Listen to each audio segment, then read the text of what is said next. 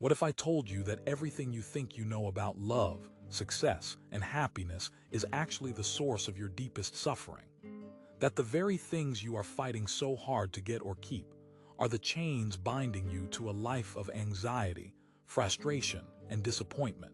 This might sound completely backwards, but stay with me because understanding this one principle could transform your entire existence.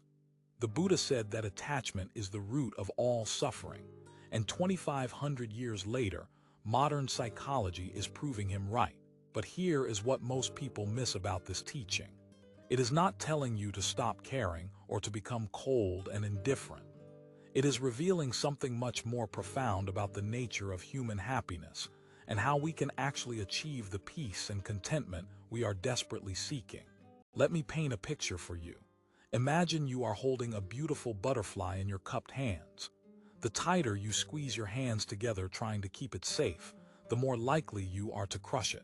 But if you hold your hands open, allowing the butterfly to stay or go as it chooses, you can actually enjoy its beauty without destroying it. This is attachment versus appreciation. This is grasping versus loving. This is the difference between suffering and freedom. Marcus Aurelius understood this deeply. As the most powerful man in the Roman Empire, he had access to anything he wanted, yet he wrote extensively about the importance of holding lightly to external things. He knew that the moment you make your happiness dependent on keeping something or someone, you become enslaved to the fear of losing them. And that fear will poison every moment of joy you might otherwise experience. Seneca put it even more directly. He said that it is not the man who has too little who is poor, but the one who wants more. Think about how revolutionary this idea is in our culture that constantly tells us we need more to be happy. More money, more status, more likes, more approval, more control. But what if the secret to satisfaction is not getting more, but wanting less? Now, before you think I am suggesting you become a monk and give up everything you care about, let me clarify what attachment actually means in this context. Attachment is not the same as love or caring. Attachment is when you make your emotional well-being dependent on external circumstances, remaining exactly as they are right now.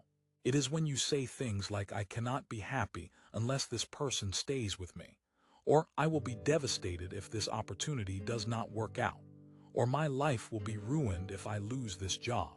When you attach your inner state to external conditions, you become a hostage to forces completely outside your control. And here is the cruel irony. The more desperately you cling to something, the more likely you are to push it away. Desperate energy is repulsive energy. People can sense when you need them rather than simply enjoying them, and that neediness often becomes the very thing that drives them away. The same principle applies to opportunities, success, and even your own happiness. The harder you chase, the more elusive these things become. But here is where it gets really interesting. When you release attachment, you do not lose your capacity to care. You actually increase it. When you stop needing specific outcomes, you become free to pour your full presence and energy into each moment without the constant anxiety of potential loss. You start loving people for who they are rather than for what they provide you. You begin pursuing goals for the joy of the journey rather than the desperation of the destination. Epictetus, who knew something about loss since he was literally enslaved for years, taught that we suffer when we want reality to be different than it is. He said that if you want to improve, be content to be thought foolish and stupid with regard to external things. Do not wish to be thought to know anything. And even if you appear to be somebody important to others, distrust yourself. This might sound harsh, but it is actually the most compassionate advice you could receive. When you stop needing external validation, external success, or external circumstances to be happy, you discover that happiness was an inside job all along. You realize that peace is not something you achieve by arranging your life perfectly. It is something you access by accepting your life as it is while working skillfully with what you have been given. Let me share a practical example of how this works.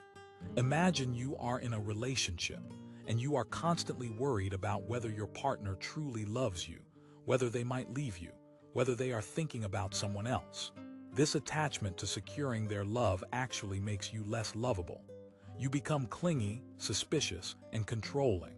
You stop being the confident, joyful person they fell for in the first place. But if you can love them without attachment, if you can appreciate them without possessing them, if you can enjoy their presence without fearing their absence, then you become magnetic. You become someone who enhances their life rather than someone who drains their energy with constant need for reassurance. The relationship either flourishes because you are both free to choose each other every day, or it ends naturally without destroying your sense of self-worth. Either way, you remain at peace. This principle applies to everything in your life. Your career, your health, your possessions, your reputation, your plans for the future. When you hold these things lightly, appreciating them without clinging to them, you can enjoy them fully without the constant underlying fear of loss that attachment creates. You become like water, flowing around obstacles rather than crashing against them. You become resilient because your well-being is not dependent on everything going according to plan. Now, learning to release attachment is not something that happens overnight. It is a practice that requires patience with yourself and constant gentle redirection of your mental habits. Start by noticing when you are creating suffering for yourself through attachment. Notice when you are making your happiness conditional on external circumstances. Notice when you are trying to control outcomes that are not truly up to you. Then practice what the Stoics called preferred indifference. You can have preferences without having attachments. You can hope for good outcomes without making your peace dependent on getting them. You can work towards goals without tying your self-worth to achieving them. You can love people deeply without needing to possess or control them.